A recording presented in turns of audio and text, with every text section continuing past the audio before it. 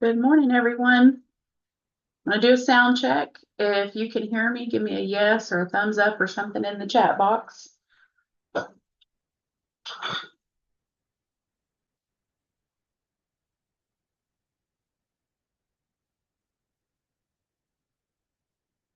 Okay, looks like most of you can hear me, so that's good. All my things are working properly this morning. I hope everybody's having a good morning. It is Wednesday. This is class 2 of your reading class, or day 2, whatever you want to call it.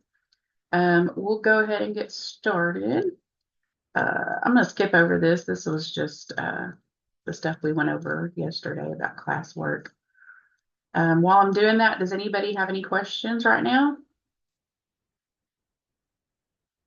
Just about the class in general or anything? Okay, so we're going to start out with just a little bit of trivia this morning. Just general trivia. We're just going to get our brains warmed up and started, get our thinking hats on. So first question is, when entering the fast phase, continents shift at about the same rate as A, the earth rotates, B, the sun rotates, C, plastic decomposes, or D, your fingernails grow. What do you think it is when continents shift? How fast do they shift? The same rate as what? A, B, C, or D? We'll see who knows the most. We'll see who wins the trivia this morning. I have no prizes, but you get to brag that you won trivia. Okay, some people say B, some people say D. What do you think? Did you know continents shift? They do.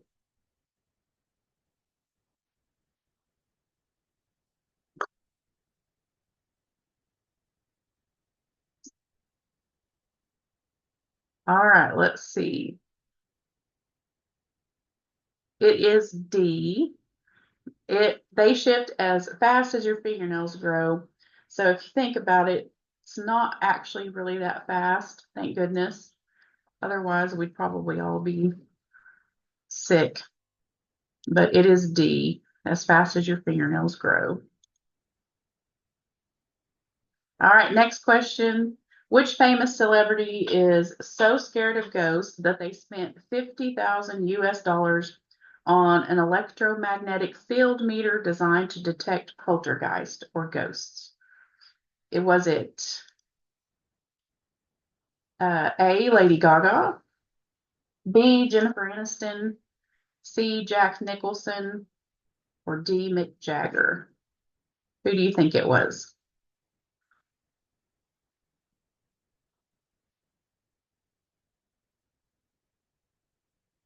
Lots of different answers on this one. You never know about Hollywood actors. It could be any of them doing something like this. All right, Ray, you got it right. It was A, Lady Gaga. This cracks me up because $50,000, you can get a free app on your iPhone. I don't know if you know that. If you believe in that kind of thing, you can get a free app and detect ghosts, supposedly. Um, I would just keep the money and live with the ghost if I had $50,000 to spare.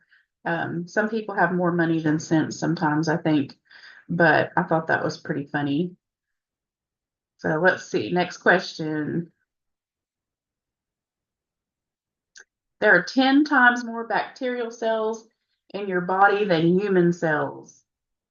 True or false? What do you think?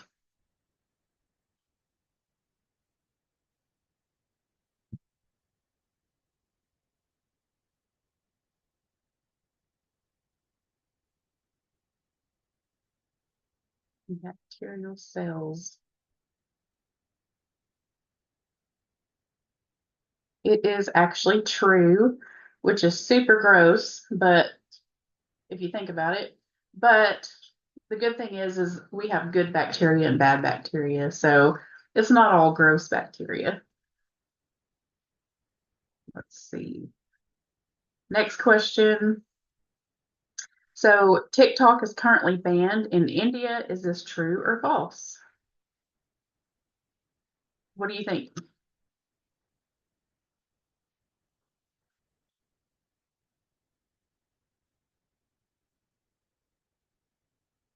This is absolutely true.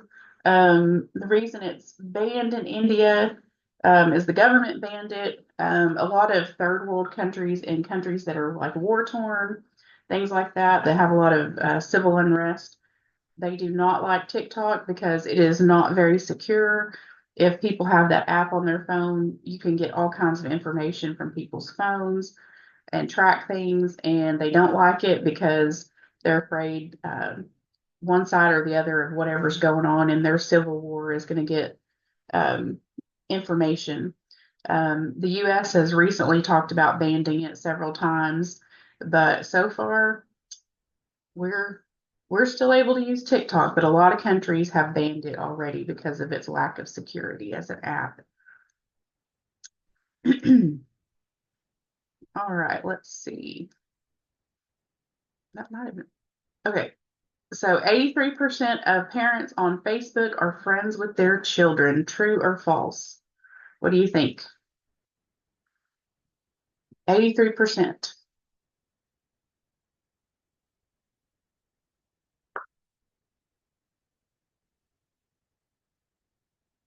Yeah, it is true. I'm glad that it's true, especially if these are young children. I do not let my daughter on Facebook or any social media apps yet. And she's 13, and it's a bummer, I know, but it's for her own safety. Um, but yeah, if you have kids, I think you should be friends with them on Facebook.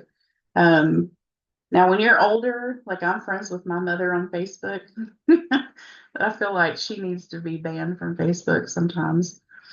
Um, Sometimes when we get older, our parents turn into like teenagers. All right, so I think that was my last question, and I want to say it was a tie between Ray and Charles. They had the most right answers. So you guys get bragging rights today that you won or tied anyways in trivia this morning. All right. I know, big deal, right? You're going to post that on your social media, I'm sure. So, today we're going to be talking about main idea, structure, and theme. So, I don't know about you guys, but I like to watch tiny house shows. Have you ever watched any of those? Um, Charles says he's posting it right now. I mean, that's something. You can brag about it. Um, so I like to watch these shows, especially there's all kinds of these shows. I like to watch shows and stuff about how things are built, especially homes. And I think the tiny houses, like they've become really popular in the last, I don't know, 10 years or so. And it's really cool to watch. They have all different kinds of shows. They're on all different networks like Netflix, Hulu, HGTV, DIY, stuff like that. But they're really cool to watch. And my favorite ones are the ones where they actually build them from the ground up. And they build all kinds of different houses, and some of them look really elaborate, and you'd be really surprised at what they can fit in these tiny houses. All the features, some of them have like full kitchens, bathrooms, lofts, like different lofts. This one that has stairs and a loft in it. Some of them have like ladders, but it's just really cool to watch, and I like to see how they make them and how they fit things in there and make it um, what's the word? I guess streamlined and use their space wisely. It's pretty cool. But if you think about building any kind of house, so you have to start out by building a foundation. That's your first step. You have to have a strong foundation. Then you would start adding framing, or what we call bones, or structure to the building. And so if you don't have a good foundation and good bones, then the structure, the house is probably not going to stand very long. It's not going to last. It's probably going to start looking something like this. It's going to start falling apart. if you don't have that good foundation and good bones or good structure. So what does that have to do with reading? So authors, they use a similar process when they are creating stories and writing information for us to read. So they'll start with a solid base, a foundation, and then they create the structure or the bones of the story or whatever information they're trying to give you. So authors call their foundation main idea or central theme. Main idea, central theme, same thing. You'll hear it used both ways in class and like on test and things like that. So anytime you hear central theme, that just means main idea. So the main idea is the idea or thought that they want you to know. It's the gist of the story. It's the real point of action. It's the essence or speech of the text. Okay. Just the main idea they're trying to get across. So when we're reading, we should be asking ourselves, what did the author or storyteller want me to know? What is the gist of the story? What's the point? So when we're trying to figure these questions out, we need to be thinking about those who, what, where, how, why type questions. Okay, so why did this happen? Where did it happen? Who did it? How did they do it? Things like that. And then the other thing that we need to be thinking about when we're reading and trying to understand what the text is telling us, or what the author is telling us rather, we need to be thinking about how we could summarize. Okay, so a summary is just a short and sweet, in a nutshell statement about what the story is telling you. Okay, so usually you could write this in 10 words or less, or maybe 2 or 3 sentences. It doesn't have to be a long paragraph, and it's just the main points of the story. So if I had you read a short story or passage or something like that, and I told you to give me a summary, you're just going to tell me the most important parts to get across what that story was mainly about. That is a summary. Okay. So I want you to jot you some questions down. The who, what, when, where, why, how. We're going to watch a video about a story. It's going to tell a story. And while you're watching and listening to the story, I want you to be thinking about these questions. So you might want to write these down, just as a reminder of what you're looking for. And I'll give you just a moment to do that. If you want to jot it down, type it in a document or whatever you got handy. And then I'm going to get this video ready. So you're looking for who, what, when, where, why, and how. So give me a thumbs up whenever you are ready to start watching this video, whenever you've got these jotted down.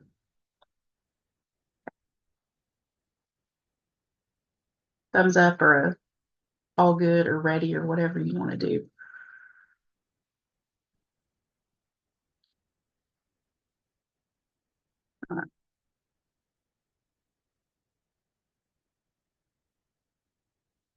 All right, everybody good? Let me go ahead. I'm going to make sure you can hear my sound. And then we're going to go ahead and go over. And the story that we're listening to today is Little Red Riding Hood. So most of you probably read this story, heard this story, even seen movies about this, whatever. So it's pretty well known. It's a classic story that's been retold over and over, redone over and over. But it's a good story for us to kind of like dissect and talk about main idea and things like that. So that's what we're going to do. All right, we'll get started. Just one moment.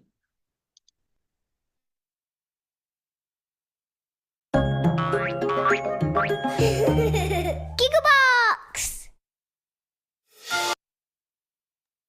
Okay, could y'all all hear that? It said giggle box. Just want to make sure my sound's coming through. Okay, good.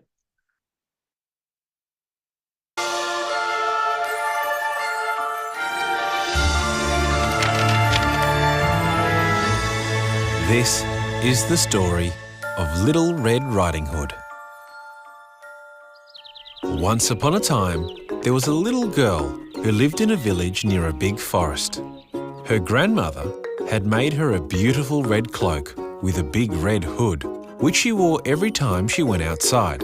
And so everyone in the village called her Little Red Riding Hood. One day, Little Red Riding Hood's mother said, Grandma isn't feeling very well. Will you take this basket of food through the forest to her cottage? Yes, Mother. said Little Red Riding Hood. I sure would love to see Grandma. She put on her red cloak and she pulled up her red hood and she took the basket of food into the forest. Remember, Her mother called after her. don't talk to any strangers along the way. I won't. Little Red Riding Hood promised, and she skipped down the path and into the woods.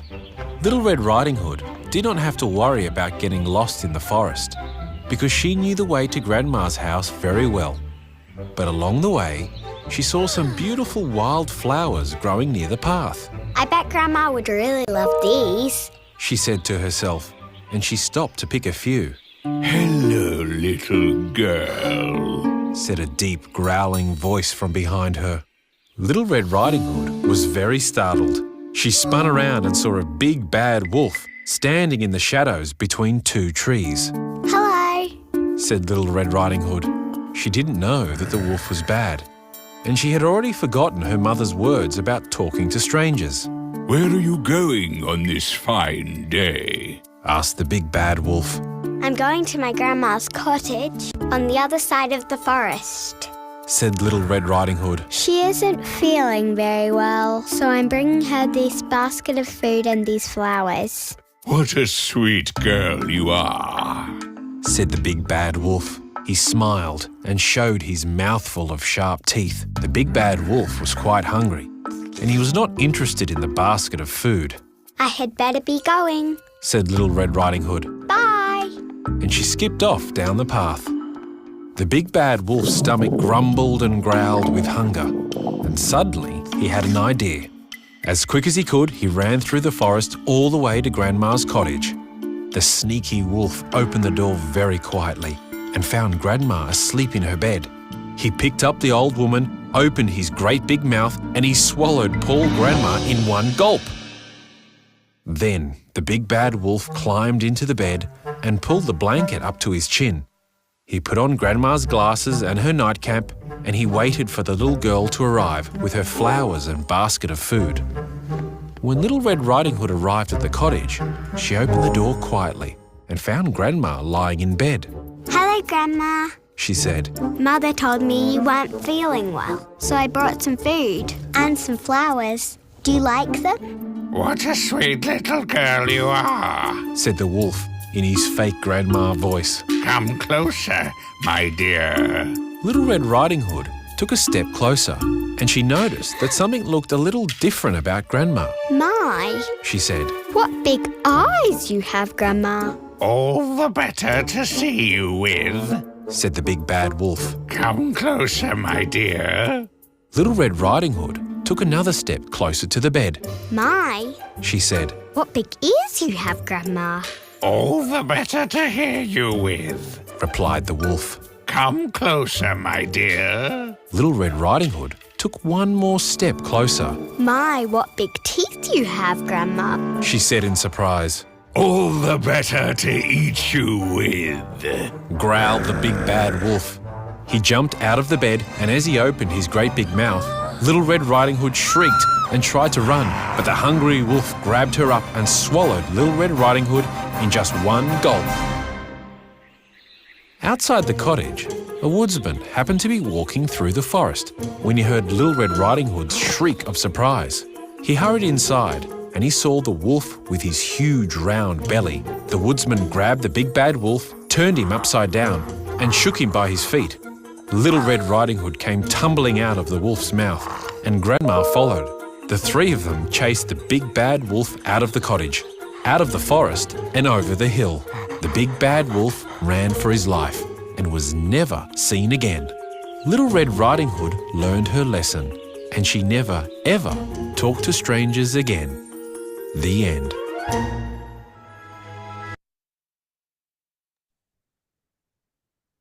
Okay. So that was the Little Red Riding Hood story. So let's talk a little bit about it. So let's talk about who. So those questions you were supposed to be thinking about while you were watching and listening. So who are the characters in the story? Can you name a few characters? The main characters? Think about that. You can type it in the chat box. Okay.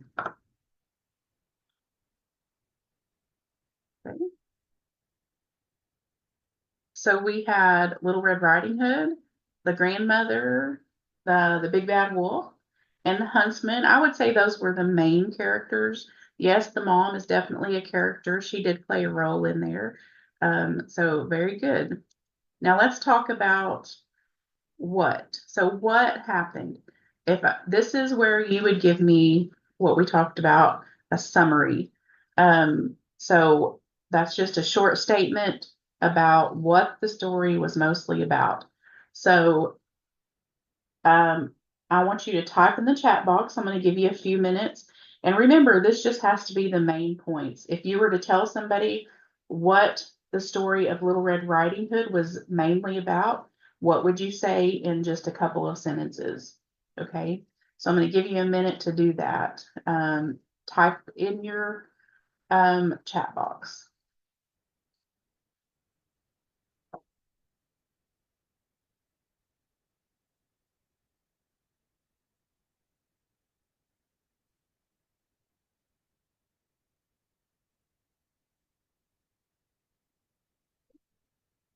Very good. I got some answers rolling in. So remember, whenever you're trying to write a summary, that you want the main points to let people know exactly what happened in a nutshell. So there's a lot of things that happen in stories that we can leave out, like little details. But we want to do the most important details and make it short and sweet. Okay. So if I were to write a summary,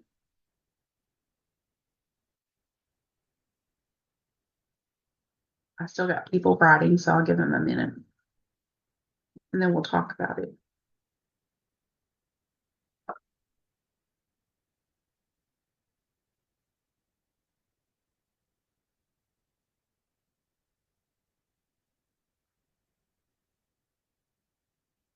Okay, so if I were to write a summary, it would be something like this, and I would just simply tell them that Little Red Riding Hood talked to a stranger and told him where she was going. Then the wolf beat her to Grandma's house, ate Grandma and Little Red Riding Hood, and then the huntsman came along and saw the wolf and rescued them. Okay, so short and sweet. I don't have to give every detail, just the main details. Okay. Let's see. So let's talk about when. When did this story happen? When did it occur? Do we know?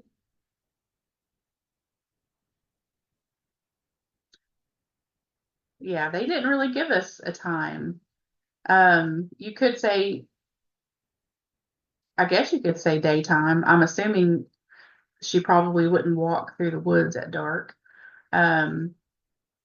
Because she would stop and pick flowers and things like that. So no specific time was given though, and a lot of times in fairy tales, this is a fairy tale, this is fiction. Fairy tales often do not have a specific time given. So simple, generic, like you answered in the daytime, afternoon, those kind of answers are the most specific you're probably going to get in a fairy tale. So let's talk about where. Where did the story happen?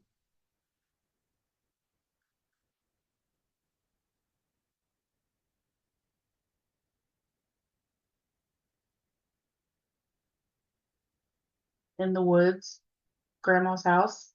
Very good. It's simple. Again, you may not have a very specific answer in fairy tales. You know, you may not hear them say it happened in Chicago, Illinois, or whatever, something like that. So a lot of times it's a little more generic, like in the woods or at grandma's house. Okay, so I just wanted to talk about in um,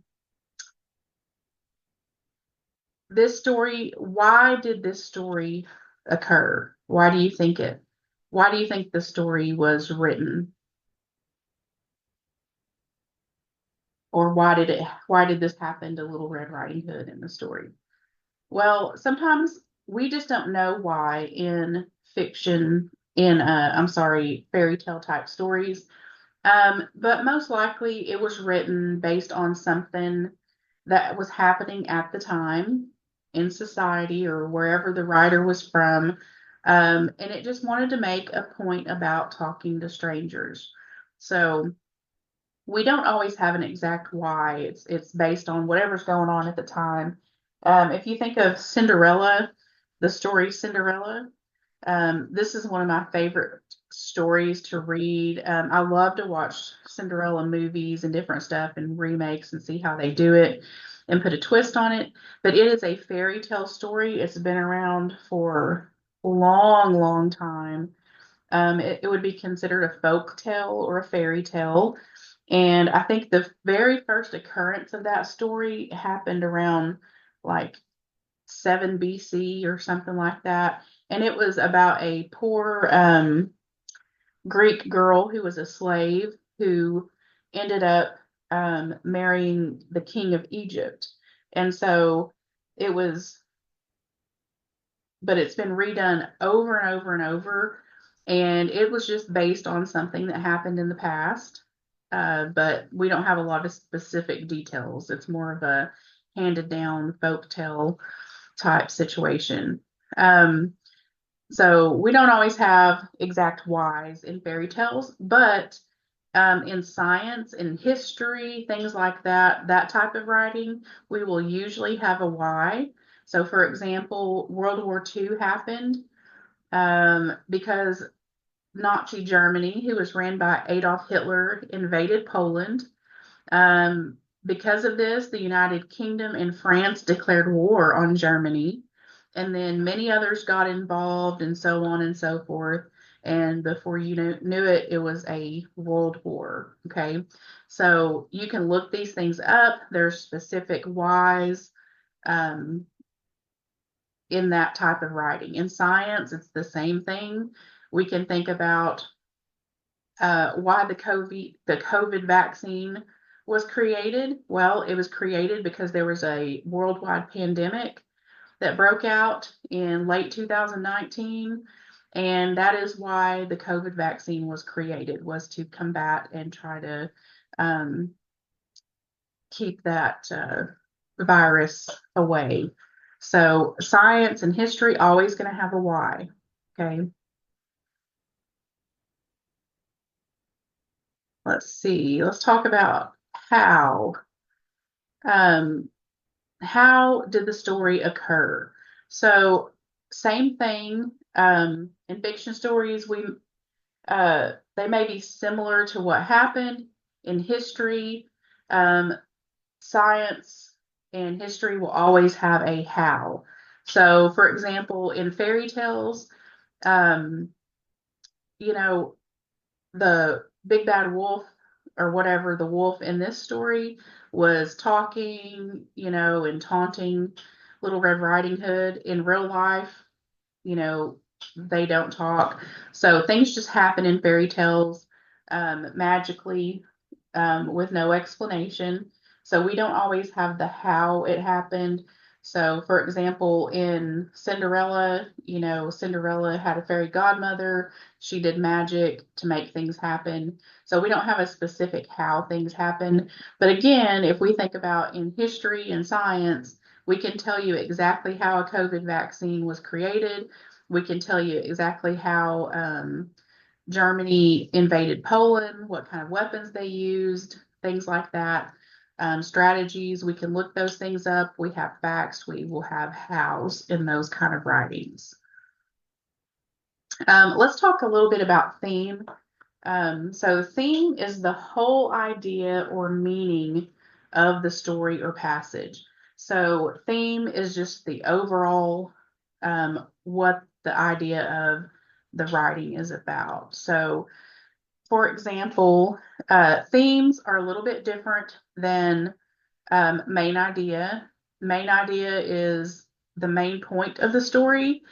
Themes are similar to that, but there's always going to be some type of life lesson or moral of the story in that are attached to themes. So a theme, for example, would be true love, struggle, forgiveness, hope, revenge, truth, things like that.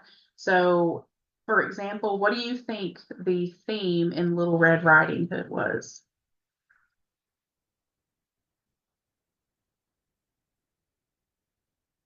Somebody already said it, they just didn't know they were talking about the theme.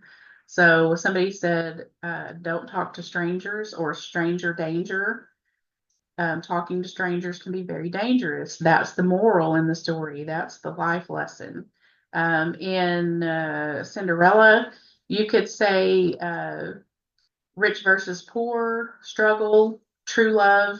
There could be more than one theme, but there's always some kind of life lesson involved when you're talking about theme. Okay, it's a little bit different than main idea.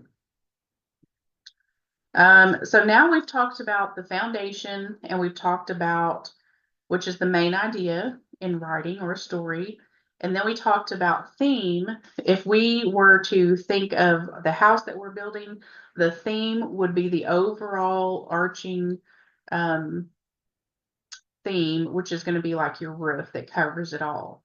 Okay. But how do we get from the foundation, the floor, to the roof? We have to have those bones or that structure in between, right?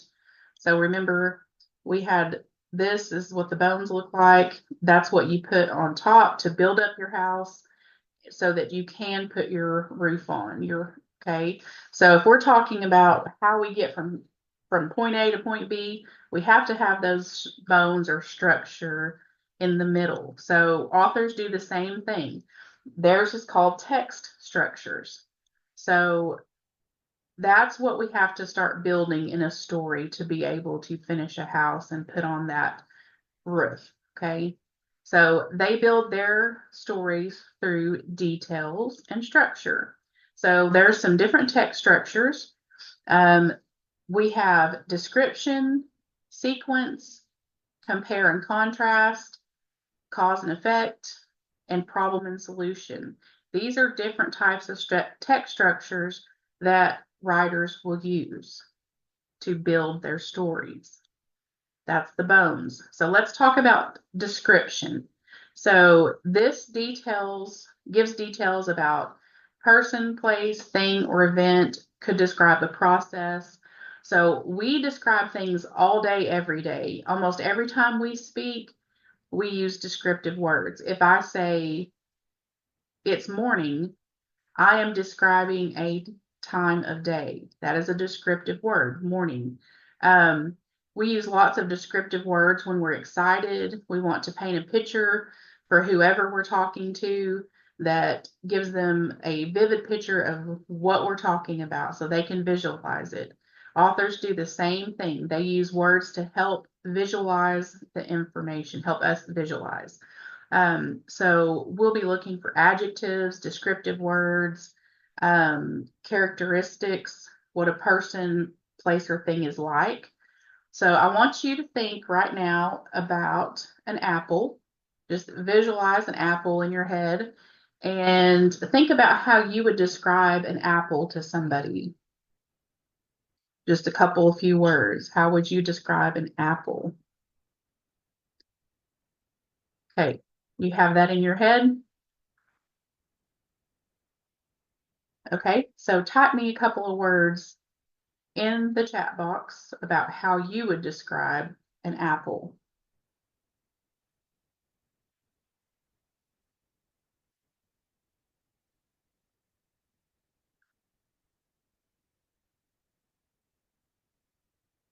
Everybody still with me? I got crickets. Still thinking. Okay.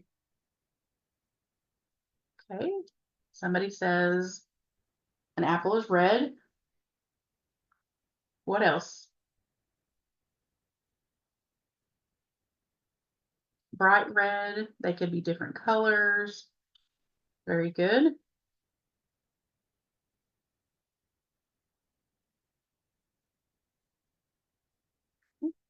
So there's an iPhone. Very good. That may be the first thing that comes to mind when someone says apple. They can be different sizes. Right. So we can describe apples in all kinds of different ways.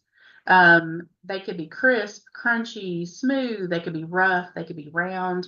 They could be shiny, green, red. They come, all different colors, yellow. They could be fresh. They could be sweet. They could be sour. All of these are descriptive words. Okay. So let's talk about ice cream. Visualize ice cream or look at this picture. And how would you describe ice cream?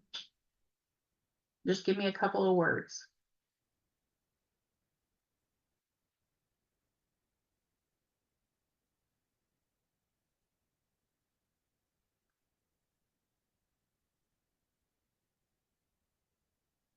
Cold but sweet. Very good. A sweet treat. I would say maybe creamy. It comes in all different flavors. Could be more icy than creamy sometimes. Frozen. So the same thing we could use, could be sugary. We could use all different kinds of words to describe ice cream. These are going to be descriptive words.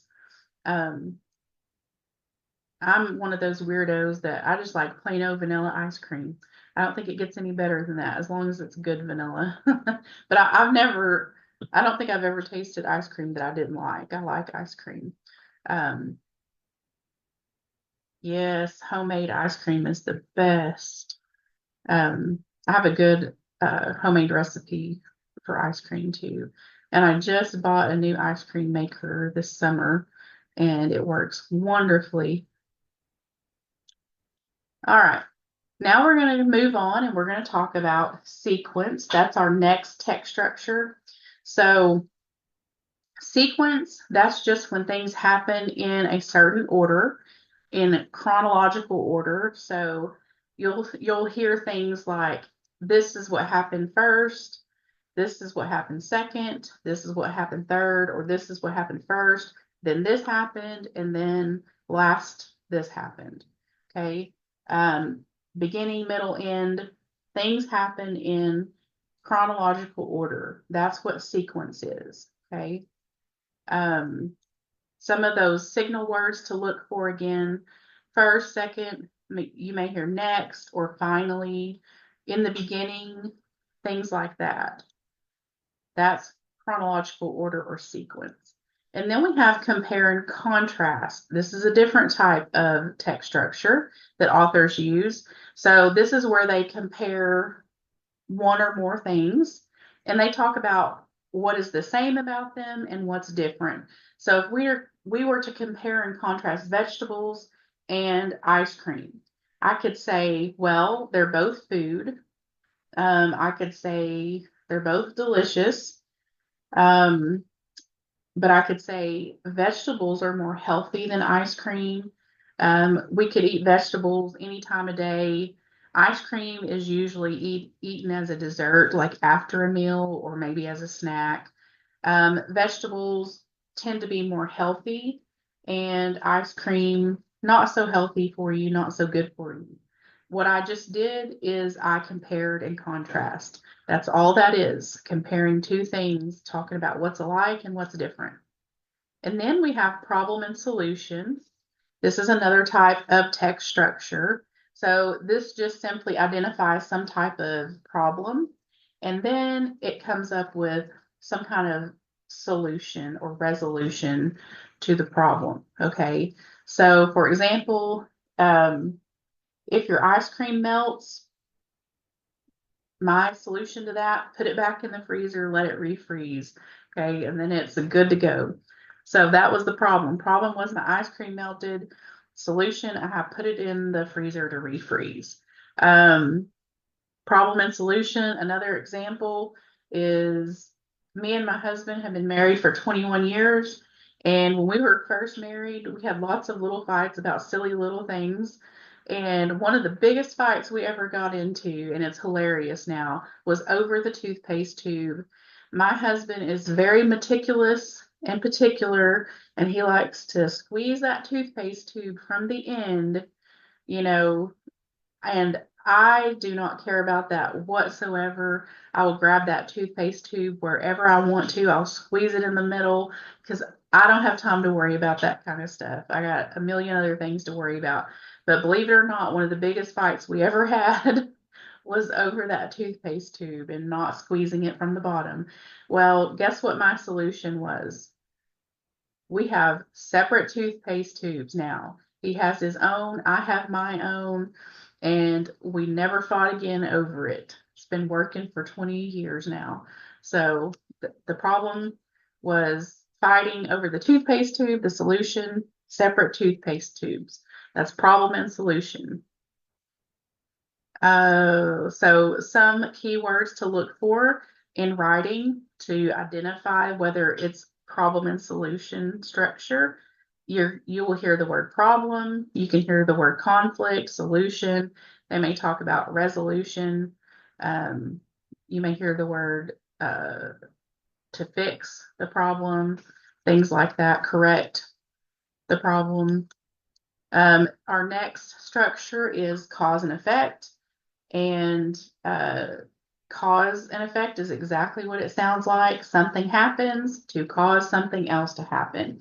So if I said my car had a flat tire this morning and it made me late to work, what was the cause? The flat tire. What happened because of it? What was the effect? I was late for work. That's cause and effect.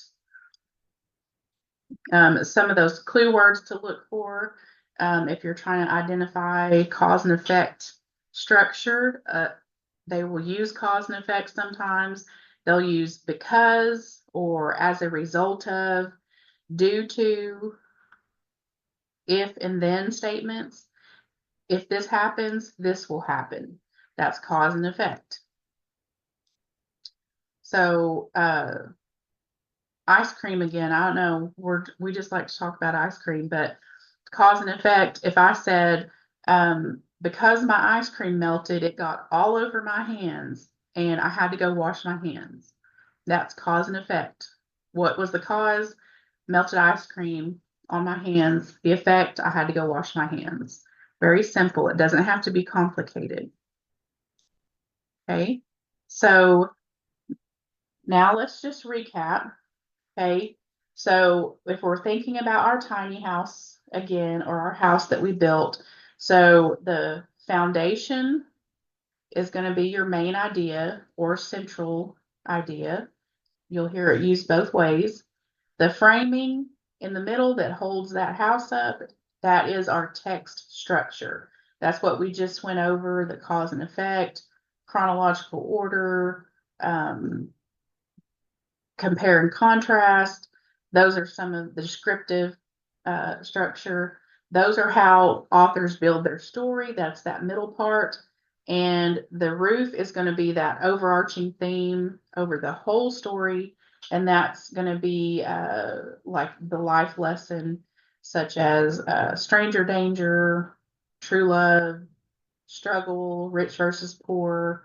It's always going to have some type of life lesson or moral to the story. Okay, that would be your theme. So we have main idea, structure, and then theme. These are three main parts of how authors build stories. Okay. Any questions right now? Anything that just does not make sense to you?